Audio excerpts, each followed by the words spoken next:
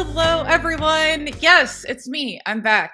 Jamie Steyer Johnson alongside Cindy Brunson. It is July 10th, and time just keeps a moving. I have to start out with obviously this duo is perhaps the chief, the co-presidents of the producer BMAC fan club, and got to give them a shout out because I haven't talked about this much on the show, but during basically every pre-recording discussion, it's been with all of the co-hosts, with BMAC. I am in the process of preparing to sell my house. And so last week I casually dropped that we were going to go on the market midweek this week. And so without much fanfare, without a whole lot of concern, BMAC took it upon himself to say, you know what, Jamie might be a little bit busy to start the week. And so had a couple days open where I was running myself ragged, getting a whole bunch of stuff done. So shout out BMAC, always 2 steps ahead of the curve. I probably would have at some point figured out, I might want some of this time off, but didn't even have to because he was looking out for me. So huge shout out BMAC. But it's good to be back here talking basketball. And has there been some basketball, a lot of basketball all throughout the day. So at least I've had things to, keep me company as I'm working on house projects and all that fun stuff. And there will continue to be some of that daytime basketball, as more than likely around the time this drops, we're already going to be having some matchups today, such as the Lynx and Sparks, which, quick digression, the Lynx should all be going to get their hearing checked after having back-to-back camp day games. Yes, from experience. their second string of back-to-backs during this brutal stretch for Minnesota since the month of July started and until the All-Star break. Minnesota can tell Satu Sabali and her complaint earlier this season of 9 games in 18 days, sis, hold my beer, because Minnesota is going to play, thanks to the Commissioner's Cup, 9 games in 16 days. And we'll also have a pair of back-to-backs during that stretch and finish with 4 of 5 on the road. Like, that is just unbelievably tough. And I think a big part of the reason why Minnesota just simply let go of the rope against Phoenix in the fourth quarter. Now, I say that brutal schedule, but I also want to give tons of props, which is why I'm wearing a Phoenix shirt today, Brittany Griner's return shirt. Here's the thing. Phoenix was fantastic because the engine is firing on all cylinders, and happy that her boo is back with her. The round of applause that DeWanna Bonner received from the X Factor just melted my heart. I just love that the organization for Phoenix recognized if the fulcrum of the offense is happy, and that is Alyssa Thomas, she leads the league in assists, almost averaging a double-double on the season now at 9.5 dimes a game. If she's happy, if she's in a good space, then Phoenix is going to be better. And so they signed DeWanna, and boom, AT goes out, career high 29 points. Phoenix finally gets a win against Minnesota for the first time this season. And when you can best the team that's at the very top of the table, you may finally get on everybody's radar, right? Nobody still to this point is talking about how darn good Phoenix is playing. Nate Tibbetts wanted to make 10 3-pointers a game. That was what his offense was built to do. He told everybody who would listen a season ago. And now that offense is doing that. They lead the league and made 3-pointers a game at 10, nearly 10 and a half per. And what was so stunning about the victory for Phoenix over Minnesota was that Phoenix only hit 1 triple, and they still beat the brakes off the Lynx. Yeah, that's the thing, is he hasn't been secretive about his plan. He has been very open about that. And, we've talked about this before, of just the composition of this Phoenix team, this Phoenix roster, the way that they went about it has been incredible, has been just so forward thinking, so creative. I think that Phoenix and Golden State went about things in a very, very similar manner of saying, there's so many players that fly under the radar that are kind of Mhm. outside the sphere of typical or outside the typical pool of WNBA players. And they really made an effort to go out and find those players. And Yep. they hit the nail on the head. And especially now when you see this Phoenix team that, as we'll talk about with some of these other matchups, a lot of teams are not at full strength. In this matchup, it's Phoenix that is not even close to full strength, with both No. Satu Sabali and Kalia Copper, as well as Lexi Held still out. And Yep. yet you are going out there, as you said, career high for Alyssa Thomas, doing everything as she does. Doing Won a Bonner giving. MVP things, Yes, Jamie. yes, MVP absolutely. things. Yeah, we gotta make sure we say it like that because not enough Yes. people Full are. You're so chest, right. shoulders back, put your back into it. If the disrespect that Alyssa Thomas has received her entire career Mhm, is mhm, just obnoxious. But the fact that she is not at the tip of everybody's tongue who talks about the WNBA on the regular as an MVP candidate and a leader in the clubhouse at this point is just blasphemous. mhm. I'm over it and I'm done. Alyssa Thomas is her. Give her her flowers and make sure the folks that have the votes use them correctly when it Mhm. comes to the end of the season. Because we know that the tough thing is that media on the whole, and coverage on the whole does have such a big impact on the way things are viewed by not just fans, by voters, by players, Consumers. by Yeah. consume exactly every like there's so many different people that can fall under the canopy of consumers. And so Yep. when you have a lot of people that come in, and there's some that have specific narratives they want to push, but there's more that just everything feeds into itself. You Yep. just have these certain ideas and these certain narratives, these certain pushes that get started, and not enough people, I think, make an effort to do come to their own conclusions Mhm. and actually consume the games on the whole and the entirety of the league. And so then when you have an early push for MVP from Nafisa Collier, who Yep. obviously I am a huge fan of. I love Fee, I love the Lynx. I love that the Lynx do a great job of promoting her, that they have good media up in Minnesota that recognizes them. But Yes. somehow, as you said, Alyssa Thomas just consistently flies under the radar because generally she's not putting up 29 points, but she's putting up very solid, consistent numbers across the board. But Jamie, that's she not flirts with a triple sexy. double every time she takes the Yeah, floor. like that Every should be single exciting. time she takes the floor. Yeah.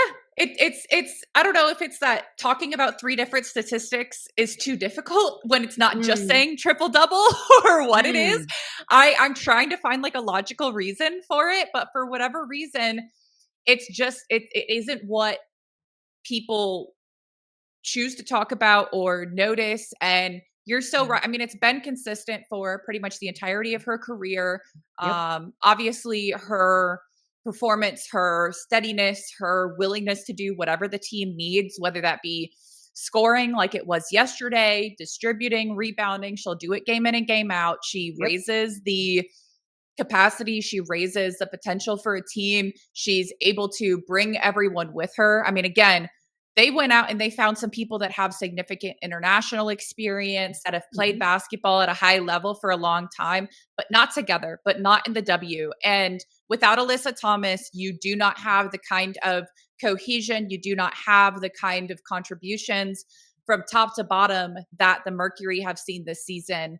And so I mean, I just don't think that she gets nearly enough credit, as you say, for all that it is that she does on and off the court. She's kind of said, she says, I'm used to it at this point. Like, this isn't new. I don't get too concerned about it, and I'm Mhm. glad that that's her mindset, because if you stay super tapped in, if you let what other people are saying about you dictate the way you feel about yourself, the way you feel about your game. Like that's a fool's errand. But I Yeah. hope that at some point we see people giving her the respect she deserves, because if yesterday doesn't prove what that level is that she deserves, I don't know what does. Right? Because Listen, gosh, Jamie, she created a whole new position.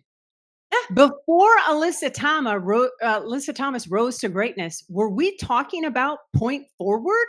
No, ma'am. No, we were not. She has changed the game. How Mhm. we look at it, how we watch it, how we enjoy it is different because of her generational talent. Wake up, ESPN, Amazon, Ion, whoever has a partnership with this league, and get Alyssa Thomas at the top of your graphics, at the top of your telecast. And I put the onus on the Mercury broadcasters too, Mhm. because every other word out of their mouth should be Alyssa Thomas MVP. Yeah. Alyssa Thomas MVP, AT Engine MVP. It should all be seamless, all telecast long, from the sideline reporter to the broadcasters, everybody soup to nuts. It has to start in the valley and then spread throughout the league. I mean, yeah, there's not another way you can say it. I that's the thing that I also think goes very under the radar, which is that yeah, she is the blueprint for point forward, and we see across the league, across basketball in general, how that has become so pervasive. And you Mhm. see people like Angel Reese. We've seen that Yes. consistently this season, and that's a huge part of why I think Chicago has improved so much is her embracing that role, becoming more comfortable in that role. And there is the blueprint. There is evidence for that working. And that, again, dates back to Alyssa Thomas. You see it in college. So many of the players that are coming up right now that are really highly touted, that are, uh, frankly, you know what? Not highly touted, actually, really under the radar, but really Mhm. crucial to their team. I mean, I think about in my own backyard, what I see every day is Addie Brown at Iowa State is Yep. a point forward player. She reminds me so much of Alyssa Thomas and the way that she's able to score inside, distribute. She still has intact labrum, so she does shoot the three. But, it's one of those things where I just think that for whatever reason, the people who have the high level of versatility that do a lot of things really well, it's difficult for Mhm. the casual fan, for the casual consumer to understand that. And I do get logically why, but that's why I think, as you say, it's the responsibility of the people who are watching it day in and day out, who really understand it, to figure out, how do you simplify this? How do Yeah. you drive this point home? And right now, the easiest way to simplify it is ATMVP. Like that's got to be the campaign. Love it. From your lips, Jamie. I absolutely love it. And shout out to Angel Reese too, because she is still the only player in the WNBA averaging a double double. And when we are almost at the halfway point, almost at the All Star break, and that sentence still stands alone, that's total credit to Angel Reese and her ability to adapt and to just develop in her game under the most brutal of circumstances. Nobody wanted to see Sloot go down. Courtney Vandersloot tearing that ACL completely reimagined what the Sky hoped to be. And because Angel has embraced the challenge and is meeting the moment, they're not a team that you just see on the schedule and expect to beat anymore. They Mhm. can get a lot of people. It speaks to the strength of the league as a whole, but particularly Tyler Marsh and what he's been able to get his players to buy into. You absolutely love to see it. And shout out to Chicago. I tell you what, I don't know who was cutting onions, but Allie Quigley's jersey retirement was a chef's kiss. They they did it so well. It's been great to see some of these, legends really um get to give a farewell, especially, as Ali Mhm. said, like she didn't really anticipate the way that her career ended. Like it wasn't an intentional thing. It just kind of Nope. sneaks up on you. And Mhm. so to have that opportunity to finally honor her and just give her that love. They did it beautifully and did it with a win. Because let's Yes. talk about that. Two teams that really struggled to start the season in Chicago and Dallas, Yep. and have, to use a very, very overused cliche, trusted the process. Yep. And there's simply not a better way to say it, because that's exactly what happened, especially in Chicago. I feel like you were starting to see what they were trying to do, and then Sloot goes out, and you Mhm. have to really retool the plan, but you don't scrap the plan altogether. And you see the building blocks of what they were putting in to start the season, of what Tyler Marsh's vision was to start the season. Yep. And they laid the foundation. They started to click. They started to figure it out individually as well as a group. And now you see what comes of that. And is that a win every night? No. But it's being competitive pretty dang consistently. I mean, you win over Dallas. You had back-to-back games, well, not back-to-back in days, but consecutive games against Minnesota and Washington on the road, where you take them down to the wire. I mean, they're on a Mhm. stretch here where they are, let's see, 1, 2, 3, 4, 5, 6. They're 3-3 in their last 6 games, Mhm. and their 3 losses all came by 5 points or fewer. So Yeah. I mean, they've been very competitive in an extremely tough stretch of games. They've been getting contributions across the board. Getting Camilla back is Huge. huge, because think about some of those close games. If Camilla Yep. was there, Yep. could be a close game going the other way for sure. And one of the things that stuck out most to me yesterday was there was a play down the stretch where Angel's dribbling it at the top of the key, and Mhm. she motions over Rachel Banham from the wing. She's telling her, okay, come over here. She's handing the ball off. She's calling out a play. She's going down. She's pointing over to the opposite corner where Ariel Atkins is. She's motioning to her. She's lining everything up. And she's saying, okay, Rachel, I'm coming up. I'm giving you the ball. She set a ball screen. She immediately goes to the wing, sets a Yep. screen for Ariel to come in. Like, she understands what's going on. She has stepped into that role as a leader. Her efficiency is up. Her impact is up even more. And then Mhm. after the game, she runs over, and what's she doing? She's lifting up Beck Allen, because she had such a tremendous outing, had nearly a career high, Yeah. and just looked great. And I sat there and I was talking to my husband, and I said, it's hard to watch something like that and think about the way that she's talked about, because that's a great teammate. That's a great player. That Right? is someone who does things the right way. And yeah, Mhm. she has an edge to her. She's competitive. She is going to talk a little trash, And that's but okay. We love that that's from the our thing, is stars. We loved it from why. Diana Taurasi. We Yeah. loved it from Candace Parker. Why can't we love that for Angel Reese? Come on. And yeah, so it's, to me, it's the way that she's vilified as a human being, and Oh, not and just like Jamie, let on the me jump in court. here really quick to that point. The fact that she is now making money off a term that was supposed to be a mockery in knee bounds. Yes, baby girl. Yes, that's Like, what it's that's all about. beyond turning To the other fund, cheek. yeah, to fund a foundation to, thwart cyberbullying, which she was a victim of and continues to be every single Mhm. day, and to line her own pockets, all the while she's the face of NBA 2K and launching her own shoe. Come Yeah, on. If that isn't winning with a capital W, I don't know what is. yeah, it's incredible. Just to maintain that kind of poise, is extremely commendable. I've said before, I don't think that I could do it myself, if I were dealing with that. Mm. I've No, dealt I with. I I think for me, people would get punched in the throat before I reach that threshold, but yeah, I feel you. It I would be haven't dealt crushing with to 99% of 1%. us. Yeah. Yeah. I haven't dealt with 1% of what she has online. Anyone I think that covers women's basketball for any period of time at some point is gonna find themselves in the midst of some of that fire.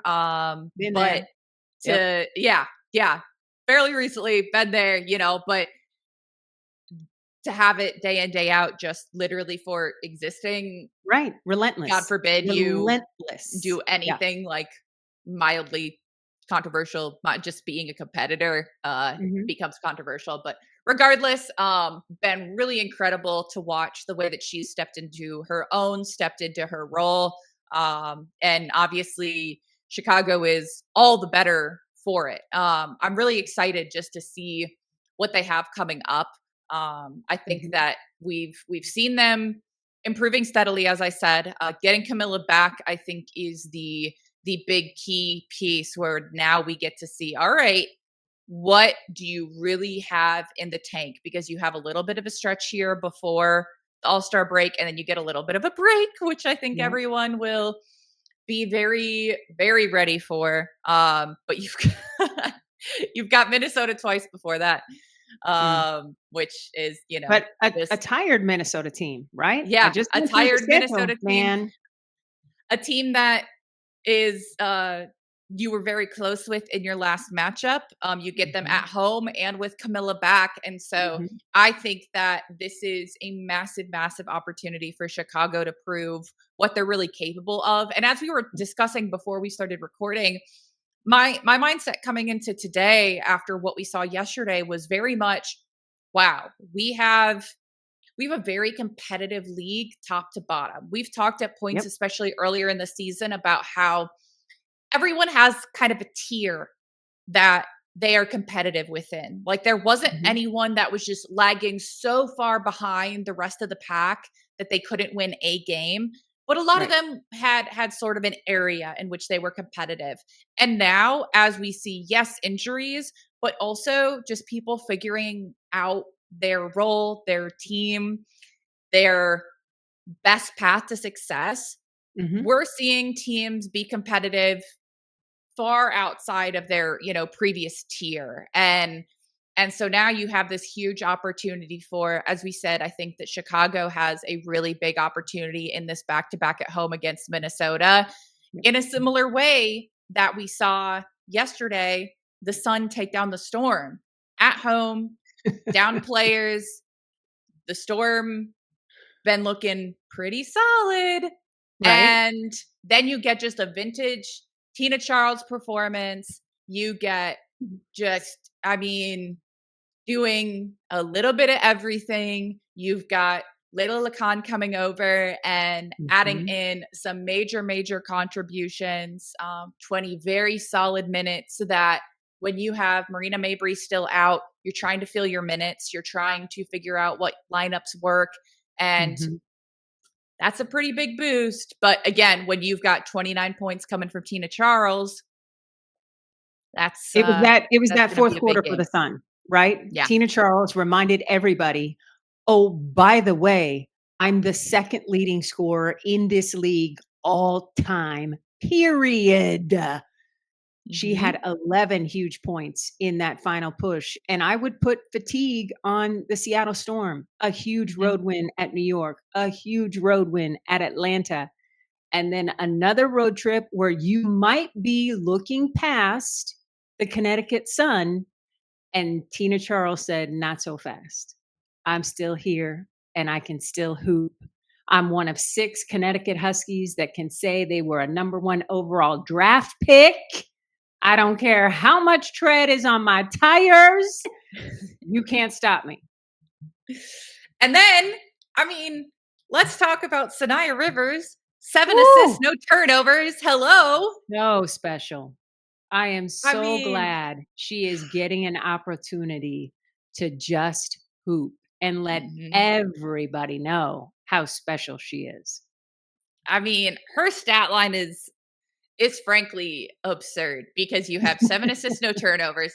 You have 4 steals and a block and Mhm. 11 points. Like, what was she not doing? 34 minutes. I mean, again, it's that same sort of thing that we see consistently from these players that do so many things so well. It's exactly what we talked about with AT, where when you're Mhm. going across the board, you're contributing in so many ways, Yep. but you don't have a column that is double digits outside of 11 points. Like that's not enough to catch people's eye these days. And Mm-mm. so Mm-mm. that's why you really have to drive home the point. That's why we're here making sure we're talking about, no, like, do you understand what 7 assists and no turnovers is, especially against a Huge. team like Seattle? The kind of Mhm. defensive pressure they put on a team, the Gabby kind of Williams is position. leading the league in steals. She lives in passing lanes. So if you play against her for 40 minutes and she doesn't pick your pocket, that's a job well done.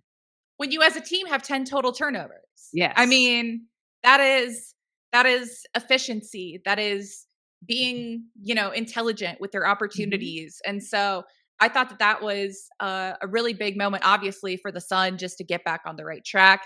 As Yep. Coach Mezion said, I come up here sad a lot. It's nice to come up here after a win and be happy in the post game presser. And so, Yeah. hey, I love it. Yeah, be honest. Like we're all Yes. there. We all see it. And so like reminder, yeah, coaches are people too. They want to win just as much if not more than any of the fans. It's kind of their livelihood. And so Yeah. just exciting to see that happen, even in a game where you have all 5 starters for Seattle in double digits.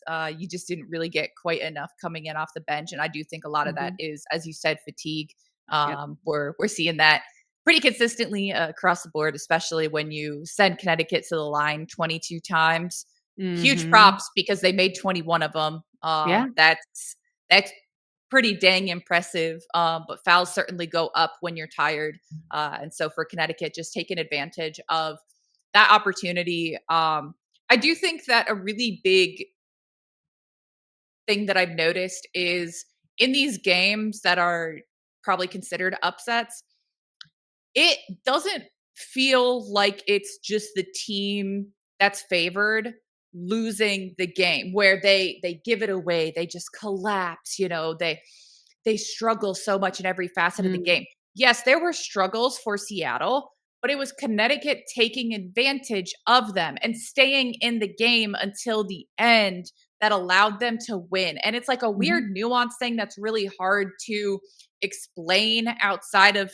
my head, but I think that it's one of those where like, no, it's not just about Seattle's fatigue. That's a factor, but Mhm. it's that Connecticut has been consistently finding ways to be competitive. They haven't been competitive in plenty of games. There's been some really rough goes of it for them, Right. but they're still going out and playing.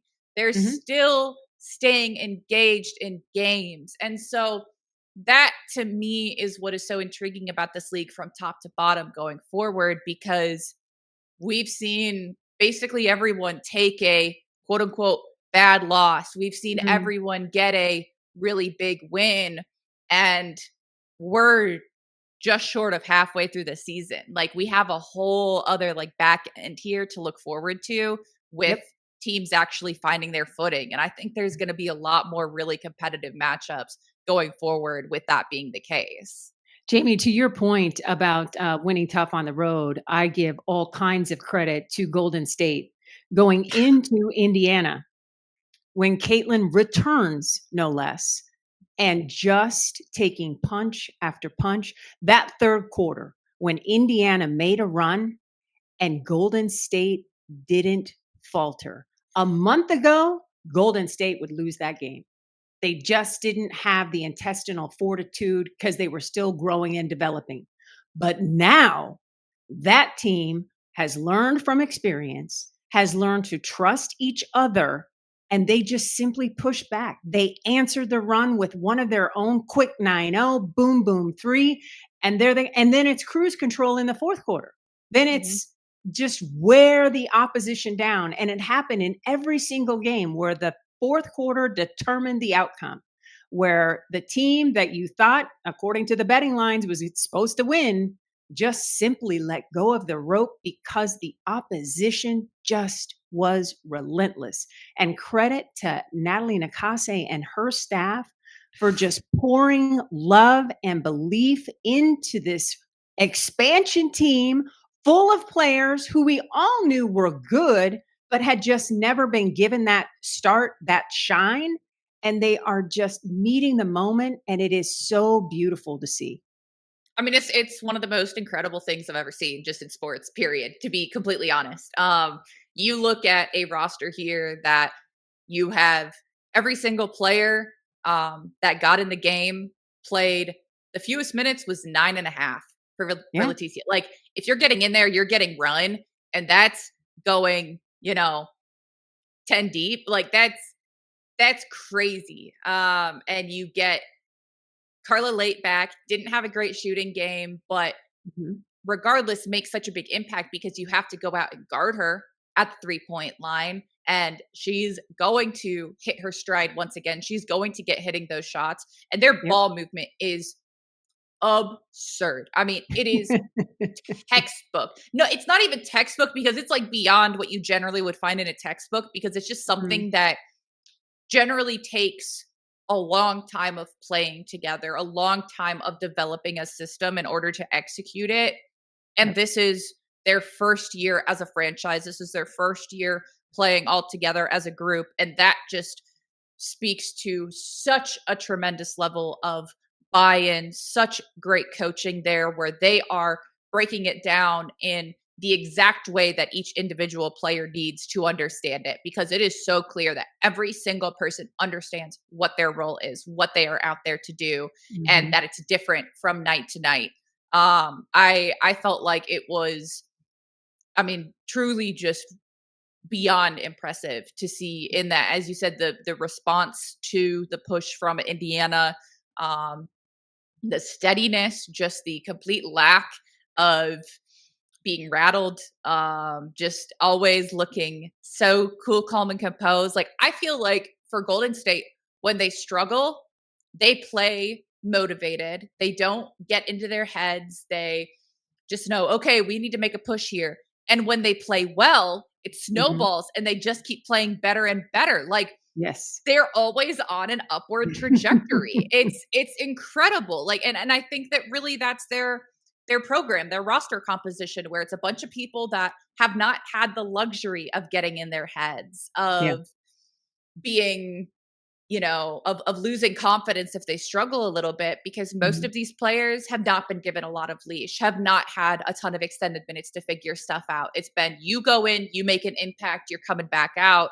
And now Yeah. for the ones who are getting more extended run, boy, the things they're figuring out are incredible. And so when the fewest points anyone has is 4, but you've got 8 players scoring between 4 and 7 points, like, Mhm. that is crazy. Like, this is a box score unlike any I've ever seen, where you have Veronica Burton with 21, went Mhm. off. You have Kayla Thornton with 18, great Yes. game. And then everyone else impacts the game at their moment. So, oh, you start shading towards VB. Well, she's going to Mhm. pass off to any other player on the court. And when they get their opportunity, they're going to be ready for it. Oh, you're going to shade to Kayla Thornton from start to finish because she's, our all star. Well, guess what? She's also going to be totally ready to make some great passes. She's going to be out there just making the hustle plays. It's the same way we've seen them winning so far, but Mhm. it just keeps getting better. And for Indiana, it's not a big red flag. You're going to have You don't think your so? You're growing not ready to pains. hit the I panic think button for that team? I'm not ready to hit the panic button with that team as Okay. far as what they're capable of doing. Mm. I think that looking at, again, the results of this game, when you're going against a Golden State team that, what's their one big thing is they do not have a true center. The player that plays that position most of the time is Monique Billings, and she's more Mhm. of a 4. She's very capable of playing in there, but she's a little undersized for a center. You simply cannot have a game against a team like Golden State where Aaliyah Boston only shoots the ball 8 times. That's not gonna win the game for you. That is not Yeah. gonna get it done. And I mean, similar with Natasha Howard when she just doesn't get that much run. Demiris Dantas is working her way back in. And so, she's more of that inside outside threat anyway. But Aaliyah Boston is the biggest mismatch on your team defensively for Golden State, and she's Mhm. someone who is very capable of moving her feet, of playing defense against a player that is maybe a little bit more of a stretch player than her. And Mhm. so That's the biggest thing I'm looking at and saying, yes, Caitlin being back is big. You're going to want her to be involved in the offense, but Mhm. that can't be plan 1, 2, and 3 in the game. And not to say that it was, because she had 12 shots. That's not an excessive number of shots by any means, but shooting 27 threes against a team that you probably have an advantage over on the interior, I just don't see the vision as far as that goes. And so I'm Mhm. hoping that as they get reacquainted, as they get back into their system and start figuring out, okay, we've had to kind of flip flop on our identity here, they Mhm. need to remember how big of a threat they are inside. Copy that. I would credit the defense by Golden State. That Mhm. three-point line was defended so well, and they created so much congestion at the top that Mhm. going inside to Aaliyah Boston quickly became a non-option. They just Yeah. couldn't get the passes inside because of the trapping at the top. And credit to Veronica Burton. We have seen this at Athletes Unlimited. I have seen that young woman grow over the last few years since she left Northwestern. She came out of college as a lockdown defender. She has that reputation. God love her. But now she is letting everybody know she can shoot that thing. 5 Mhm. for 6 from 3, a career high effort from beyond the arc, and I was cheering so loud from my couch, my dog freaked out. He thought fireworks were happening again from July 4th. It was just so beautiful to see, and every time I watch Golden State, I got Ted Lasso in my head. Be a goldfish. Be a goldfish. To your point, whatever happens negatively, I have not seen a team that's on the come up like this, right? I've seen it from the defending champion Liberty. I have seen Mhm. it from the two-time champion Aces in recent memory. This ability to just let a bad play go and keep moving, I've never seen it from an expansion team, and it is pretty freaking cool. It's it's exciting to watch. It's really really fun to watch. And that's, I mean, again, as you say, like they make things difficult. They know how to mitigate the places where they don't have an advantage. They do have that really stifling pressure perimeter defense. And so Mhm. I think that as Indiana adjusts, that's just something they're going to have to get used to working around, figure out some different actions, some different options. And I do think they'll get there. But Mhm. that's a tough gate. That's a tough team to go up against when you're making adjustments, because I think that right now there's a lot of ground for anyone else to make up in order to catch Natalie Nakase for Coach of the Year. I think Mm. that she has been just unreal with what expectations are in an expansion franchise, with the way they started out the season, looking solid, but so quickly hit a stride that no one anticipated. They're a force. Mhm. I love tuning in to watch them. They're, I think, one of the most fun teams in recent memory to watch play, and they've got a lot in the tank for sure. Mhm. So when you talk about to begin the season, you had these tiers. They're kind of getting thrown out the window, and a lot of it is because of teams like Golden State. And I look at Golden State and I look at Chicago and what they are benefiting from their head coaching staff. And it makes me understand more and more what Las Vegas is missing, right?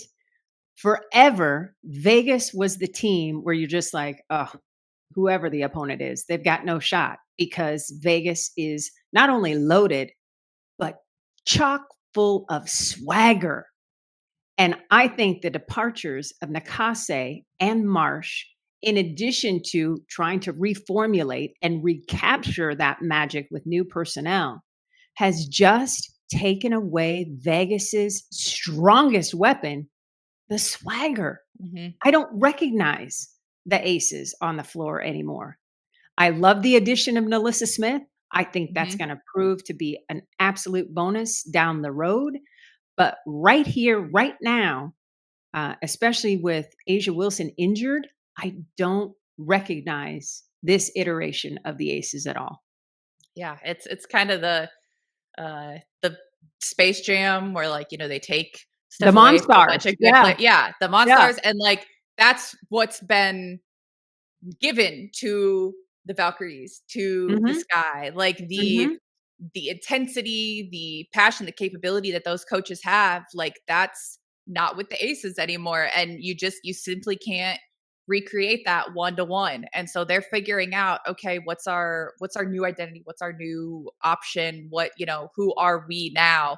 But Mhm. you're seeing that from these other teams of, okay, this is what we could attribute to Natalie Nakase. This is what we could attribute to Tyler Marsh because Mhm. they bring that to their new squads. And so certainly does a lot for parity, I suppose. If nothing else, Yeah. has been a huge boost to those programs. So much good yesterday, so much coming up. We've got day games today. We've got just game after game after game coming up Mhm. over the next, few days. Got a whole lot to look forward to, but glad to be able to kind of recap, kind of get through some of this with you today, Cindy. Mhm. And we'll finish off here with just a quick reminder to circle back to the top of the show. Alyssa Thomas, make sure she's in your MVP conversations. Like, Yes. do we need to just start it, end it, like pepper in a little mid roll just to make sure that that's getting through to Yep. everyone? But incredible performances there. Thank you so much, everyone, for tuning in, for listening in, and we Oh, will. and real quick, can I give a Yes, shout out to our producer, BMAC? I know you shouted him out early. I would like to let everybody know, please follow BMAC online. Not only does he promote the heck out of Her Hoops podcast, which I love, Her Hoop Stats podcast, but he also puts out these little motivational snippets. And I find myself time and again scrolling, seeing something from him and just feeling better about my day. And I encourage you to do the same. So thank you, BMAC. yes, we all could use a little bit more from BVIC. We're lucky; we get quite a bit of it here during the week. Mhm. But y'all need to get the same benefits here. So, all right, folks, you can find us online. I'm at J Styes, JSTEYZ. Cindy Mhm. Brunson at Cindy Brunson AZ. Make sure you're following Her Hoop Stats everywhere at Her Hoop Stats, and then BMAC's handle. Let's confirm it. BMAC, Oh my God. either hop Okay. in or Okay. chat. There we Three go. days Mhm. in a row, There we I'm go. jumping in. The Oh, people are nice. gonna wonder why is BMAC on here every day now? So I'm here, third day in a row There because we you, go. yeah, yeah. Because At you're That's the me. BMAC man. 1435. We got it. There you go. Yes. Find him, follow. You won't regret it. All right. Thanks, folks. Have a good one.